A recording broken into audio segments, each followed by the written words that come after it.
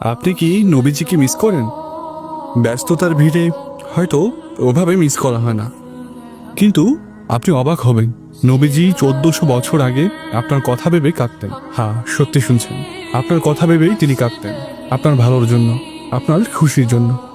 আপনি কি জানেন আপনার ব্যাপারে সাহাবীদের তিনি কি বলে গেছেন? তিনি বলেছেন, আমার ইচ্ছে হয় আমি আমার ভাইদের দেখব। সাহাবীরা জিজ্ঞেস করলেন, আমরা কি আপনার ভাই নই ইয়া রাসূলুল্লাহ? তিনি বললেন, তোমরা আমার সাহাবী, আমার ভাই তো তারাই যারা আমাকে দেখেনি অথচ আমার প্রতি ঈমান এনেছে।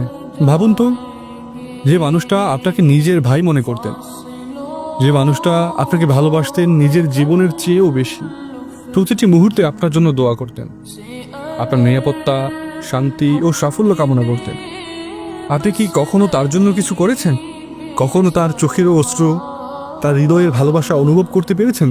অথচ তার ভালোবাসা এত বিশাল ছিল, এত নিঃস্বার্থপূর্ণ ছিল যে আপনার মুক্তির জন্য তিনি নিজের সব কিছু বিসর্জন দিয়েছিলেন। আমি আপনি হয়তো ব্যস্ততার কারণে তাকে ভুলে থাকি, অথচ হাজারো প্রতিবন্ধকতা ও ঝুঁকির মাঝেও তিনি আপনাকে কখনো বলতেন না, আপনাকে স্মরণ করতেন হৃদয়ের গহীন থেকে।